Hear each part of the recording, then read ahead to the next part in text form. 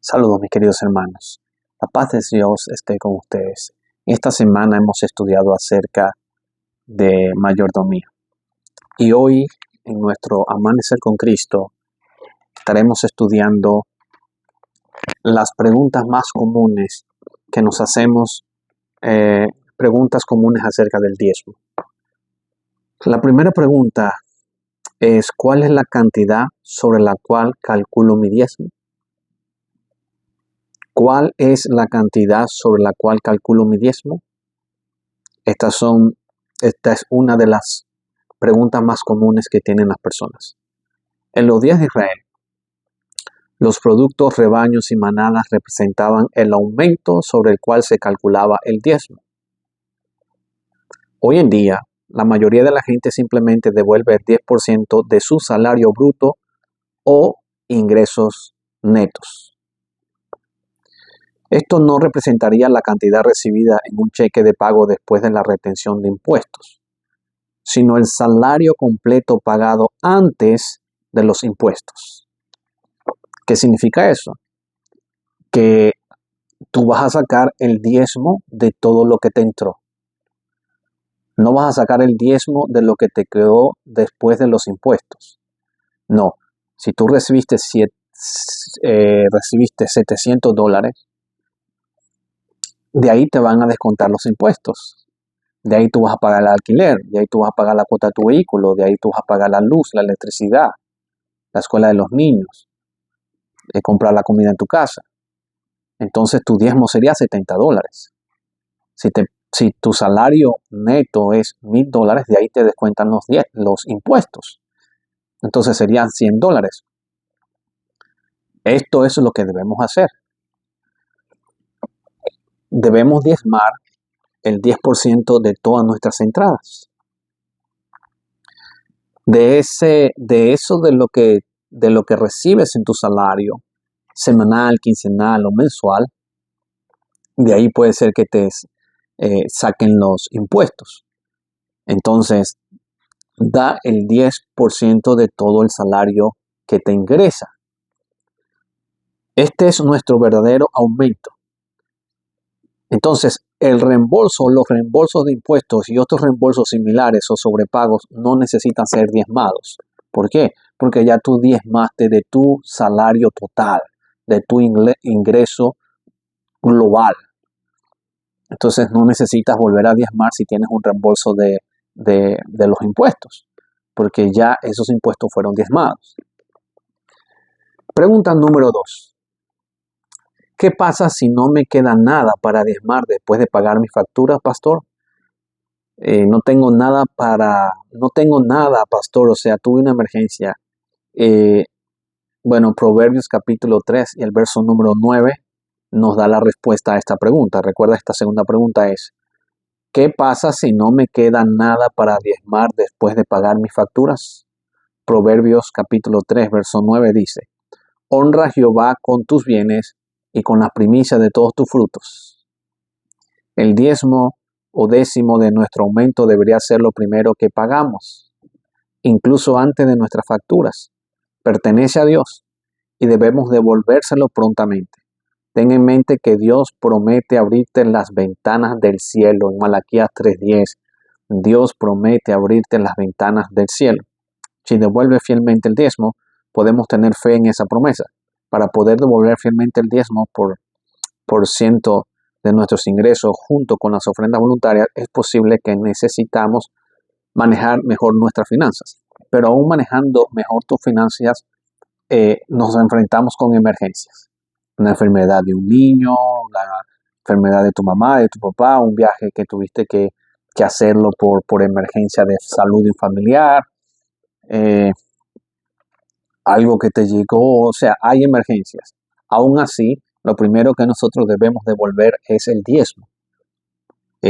No decir, es que como yo no tengo para pagar mis facturas, el Señor me entiende y yo entonces no voy a dar el diezmo. A veces nos ha pasado que caemos en ese error porque nos enfrentamos con situaciones completamente difíciles, pero la promesa de Dios es que Él va a abrir las compuertas de los cielos para ti y que lo primero que nosotros debemos devolver es el diezmo antes de pagar todas nuestras facturas. Dios promete que Él proveerá por nosotros. Pregunta número 3. ¿Está bien dar menos del 10%? Yo puedo dar el 8%, pastor, el 7%, el 9%. Di lo que yo pude. ¿Eso está bien, pastor? Dar menos del 10% no es realmente diezmar, ya que la palabra diezmo significa décimo. Malaquías 3:10 dice, es traer todos los décimos de tus entradas al alfolí. Si lo hacemos, recibiremos tal bendición que no habrá espacio suficiente para recibirla. Esta no es una promesa de que nos haremos ricos, pero sí significa que Dios proveerá para nosotros tanto espiritualmente como físicamente. Entonces, ¿está bien dar menos del 10%? La respuesta es no. Dios no puede cumplir su promesa si nosotros no cumplimos su pacto. Vamos a otra pregunta. ¿Dónde debo devolver mi diezmo, pastor? Yo creo que yo debo devolver el diezmo a mi país porque allá están más pobres. Aquí en Estados Unidos hay mucho dinero. Aquí la gente tiene mucho dinero. La gente no necesita, pastor. Yo mejor envío el diezmo a los necesitados, a mi país, allá en Venezuela. Ellos sí necesitan, pastor. Yo soy de Venezuela. Entonces yo mando los diezmos a Venezuela, pastor. Porque Dios me entiende. ¿Dónde debo devolver mi diezmo? Pastor, yo lo envío a Guatemala, lo envío a México, porque allá ellos sí necesitan. En los tiempos del Antiguo Testamento, los diezmos de los hijos de Israel iban al almacén del templo, Malaquías capítulo 3, verso número 10, del cual se pagaba a los sacerdotes y a los levitas. Dios dio mandamientos estrictos a su pueblo que no depositaran sus diezmos y ofrendas donde ellos quisieran, cada uno como bien le parece. Eso lo puedes encontrar en Deuteronomio capítulo 12, versículo número 8. En los tiempos del pueblo de Israel también algunas personas pensaron que tenían que dar el diezmo donde ellos les parecía. Pero Dios ordenó estrictamente que debían dar el diezmo en el lugar donde ellos estaban congregando. Específicamente en el lugar donde el Señor debía poner en él su nombre, en el lugar donde se congregaban, según Deuteronomio capítulo 12 y el versículo número 11. Así es donde el servicio de Dios era conducido por los levitas que eran sostenidos del diezmo. De manera similar, debemos devolver nuestro diezmo a la Iglesia Adventista del Séptimo Día, la cual emplea a los ministros, los evangelistas y a otros trabajadores sostenidos por el diezmo. Más específicamente, cada miembro debe devolver su diezmo a la iglesia local donde se lleva a cabo su membresía. Entonces muchas personas dicen, pastor, como yo me vine de México, yo me vine de Guatemala, yo me vine de Europa, me vine de Asia, de África, entonces yo no me voy a trasladar mi feligresía, pastor, porque yo la tengo allá, aunque yo vivo aquí y aunque ya asisto a esta iglesia, yo quiero participar de la iglesia, pastor, yo quiero tener cargos o yo quiero que me pasen a plataforma. Y ya yo tengo 5, 7, 10 años. Algún día me voy a regresar. Entonces yo mando todos mis diezmos allá. Y yo no voy a pedir mi feligresía porque si la pido, entonces los diezmos los tengo que dar aquí. Bueno, estás jugando al vivo. Y recuerda, con Dios no se juega la viveza porque la palabra de Dios es muy, muy clara. Si te estás congregando aquí, tu feligresía debe ser aquí. Nuevamente, cuando regreses a tu país, si algún día regresas, entonces tu feligresía se traslada de nuevo a tu país. Pero debes diezmar en el lugar donde te estás congregando. Y las personas que se congregan allá en Venezuela, en México, en Nicaragua, en Cuba, en Haití, deben diezmar allá donde se congregan. ¿Por qué? Porque el diezmo es parte de la adoración a Dios en el lugar donde tú te estás congregando, en el lugar donde está tu familia, que actualmente tú estás trabajando en el ministerio de la palabra de Dios. Porque la iglesia no es un club social donde tú solamente te vas a distraer y que te atiendan espiritualmente. No, esas son bendiciones que Dios otorga. Pero la iglesia es la casa de Dios donde debemos sostenerlas con nuestras ofrendas. Y debemos dar el diezmo en el lugar a donde nos estamos congregando, para que ese diezmo sea enviado al Alfolí, que es la asociación, la conferencia, y haga lo que tiene que hacer con eso. Es decir, darle o pagarle a los obreros, empleados de la conferencia en sus diferentes niveles y a todos los pastores que están trabajando dentro del área de la conferencia. Entonces puede ser que tú caigas en la tentación como cayeron algunos en los tiempos de Israel que querían hacer del diezmo lo que bien a ellos les parecía.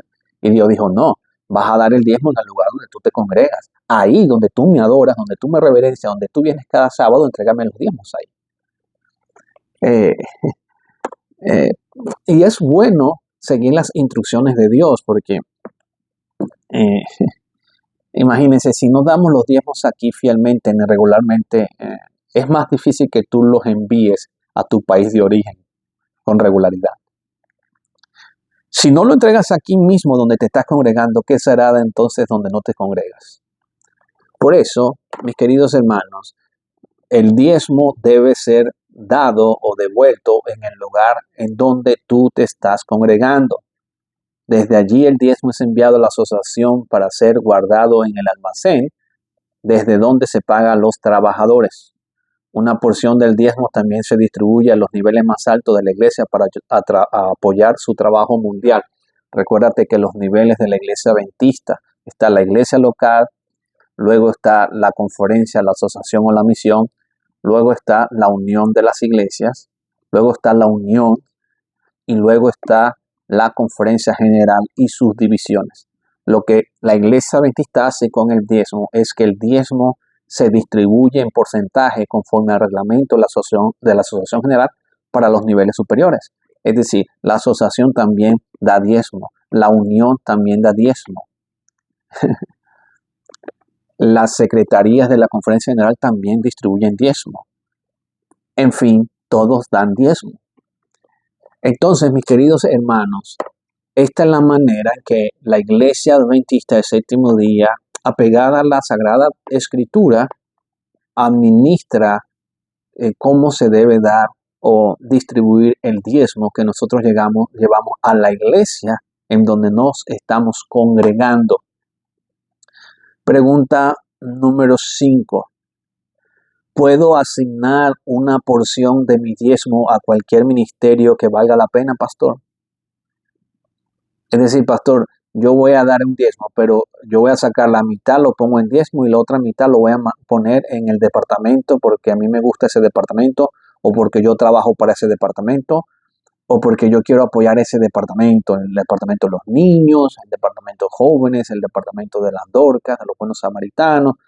Es decir, pastor, yo voy a dar la mitad del diezmo y la otra mitad la coloco en un departamento y así estoy dando el 10%, pastor. El diezmo fue apartado específicamente para proveer a los obreros empleados en la obra de Dios.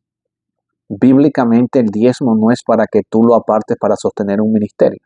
El único ministerio que se va a sostener con el diezmo es el ministerio de los levitas, de la predicación del evangelio y sostener a los que trabajan a tiempo completo en la obra de Dios. Entonces alguien me puede decir, pastor, yo soy un laico, a mí me gusta dar estudio bíblico y yo quiero trabajar por el Señor, pastor. Deben darme a mí también de los diezmos porque yo trabajo más que el pastor. Bueno, lamentablemente tú no estás inscrito en la lista de los levitas. Si tú realmente quieres dedicar tu vida y vivir del diezmo, amén, Dios te bendiga. Primero termina tu high school, o sea, termina tu nivel de elementary school, primaria, termina tu high school, la escuela, en unos lugares le llaman bachillerato, aquí en Estados Unidos le llaman high school, y luego ponte a estudiar. Debes entender que la educación cuesta, no es gratuita. No es que el gobierno va a sostener tu carrera de educación en el área de teología si decides estudiar en el seminario teológico de los adventistas séptimo día. Puedes estudiar por online. Es decir, si tú quieres vivir del ministerio, bienvenido, amén. Échale ganas, ponte a estudiar. No vayas a pensar que ser pastor de la iglesia adventista es que tú hiciste un curso de 3 semanas y ya eres pastor.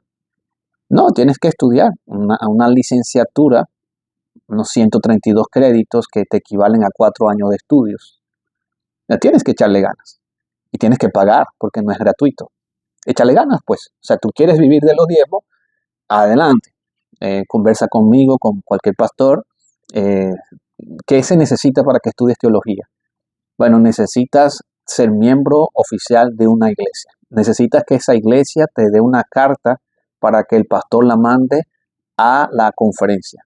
La conferencia la envía al seminario teológico donde tú deseas estudiar, porque también pues lo primero que te pide el seminario es tu feligresía y si tu iglesia da buena fe de que tú eres un miembro que está listo para estudiar teología.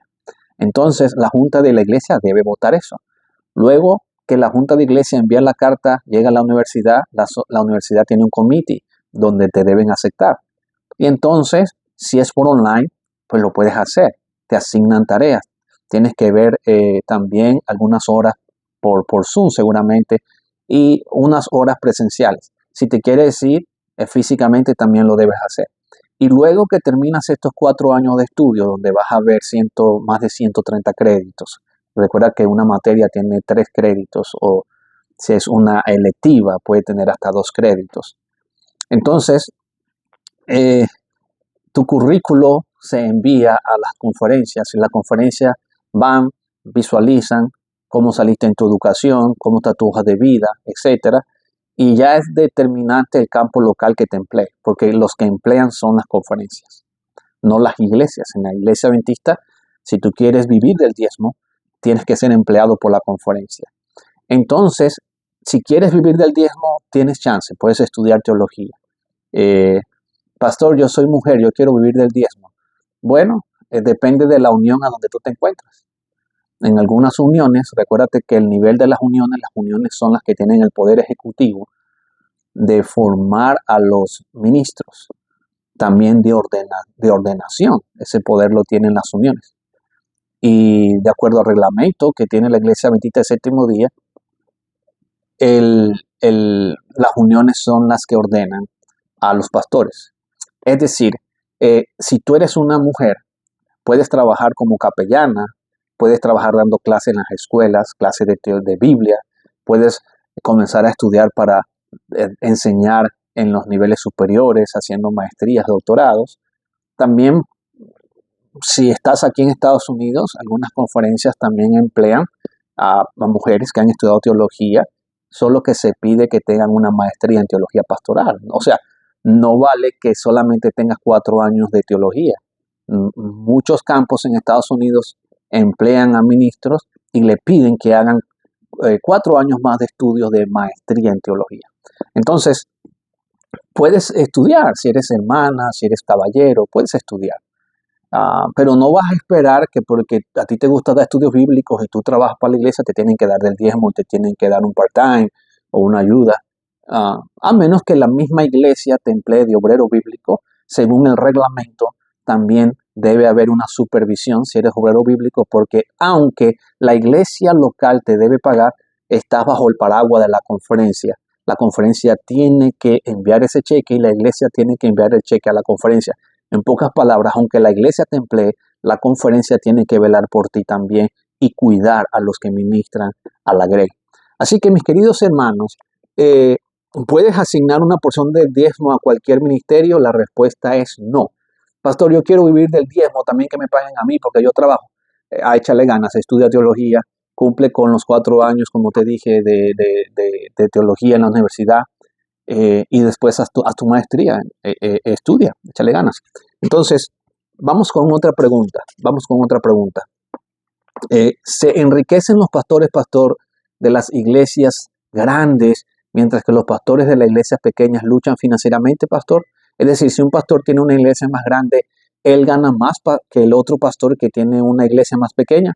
¿O el pastor Walker gana más dinero porque el pastor Walker ahora con la iglesia de Cameron va a tener 7 iglesias para atender y otro pastor, por ejemplo, de la iglesia americana tiene 2 iglesias?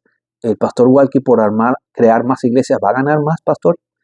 Bueno, en la iglesia adventista del séptimo día, a todos los pastores se les paga el mismo salario base, con solo ajustes menores por años de servicio y costos de vida.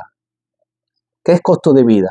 Costo de vida es que la asociación determina dónde vive el pastor, en la área que vive el pastor, y eso tiene un porcentaje de una ayuda que le llaman costo de vida.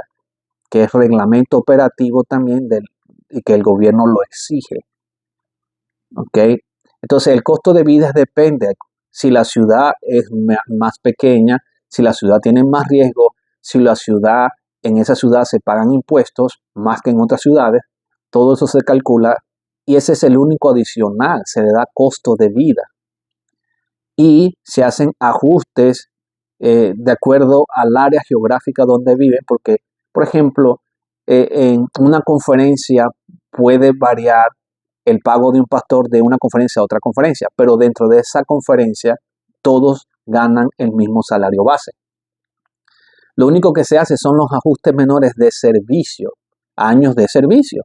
Entonces tiene un porcentaje adicional, porque tiene más años de servicio.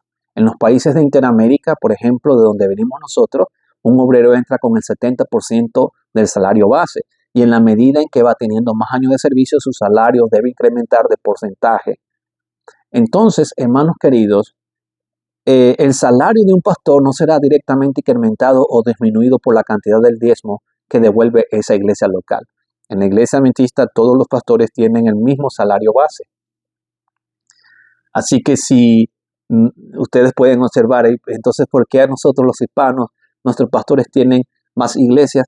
Porque los pastores hispanos nos gusta formar iglesias. Ese es nuestro ADN. Nosotros creemos que Cristo viene pronto y mientras más iglesias nosotros podamos tener, Jesús viene. Mientras más iglesias, la gente escucha más de Cristo. Y queremos ver iglesias por todas partes. Pero eso no significa que el pastor que abre una iglesia le van a pagar más porque hizo una iglesia. Sí, el pastor va a tener más trabajo, el pastor va a tener que tener más kilometraje, quizás más distancia, pero eso solo nace del corazón del pastor, de los ancianos y los hermanos que están comprometidos para la obra de Cristo Jesús. Pero no significa que un pastor le van a pagar más porque esa iglesia es más grande que la otra o porque ese pastor tiene otra iglesia más. En la iglesia adventista todos los pastores empleados por la conferencia tienen el mismo salario base. Otra pregunta. Pastor, ¿debemos devolver el diezmo si el pastor o el líder de la asociación se vuelven infieles, pastor? Pastor, ya nosotros vamos a retener el diezmo. No lo vamos a enviar, pastor, porque nosotros vemos que esa asociación está infiel, pastor. Esa asociación no nos gusta cómo trabaja esa asociación de las Carolinas. No nos gusta, pastor, qué están haciendo, no nos visitan. O cualquier cosa que tú pienses. Pastor, nosotros no vamos a dar ese diezmo, lo vamos a retener aquí, pastor. Bueno, aunque a veces no estemos de acuerdo con los líderes espirituales a quienes se les paga con el diezmo, debemos recordar que devolvemos el diezmo no a los ministros, no a esos líderes espirituales. Nosotros le devolvemos el diezmo a Dios. Y Dios ha dicho cómo se entrega el diezmo. Entonces tú no le pagas a los pastores. Eso de que nosotros le pagamos a los pastores no es bíblico. Tú estás dándole a Dios lo que Dios te pide. En los días de Malaquías, cuando Dios instruyó a su pueblo para que devolviera todos los diezmos al alfolí, los sacerdotes que fueron sostenidos por ese diezmo se habían corrompido. Es decir, si hubo sacerdotes que estaban desenfocados, en la historia de la iglesia de Cristo fue en los tiempos del profeta Malaquías. Dice Malaquías capítulo 2 versículos 7, 8 y 9 que los sacerdotes habían descuidado el ministrar la enseñanza de la palabra de Dios, que estaban más pendientes las personas en enriquecer sus casas que en sostener el templo. Y aún así Dios dice, con estos sacerdotes incompetentes, corrompido, con eso me traen los diezmos al alfolí. O sea que Dios le pudo haber dicho a ellos, como los sacerdotes están corrompidos, ustedes hagan lo que ustedes quieran con el diezmo. No.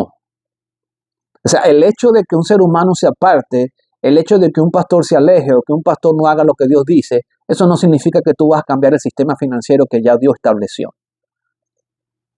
Quien llama a los pastores es Dios y quien los va a eliminar es Dios también.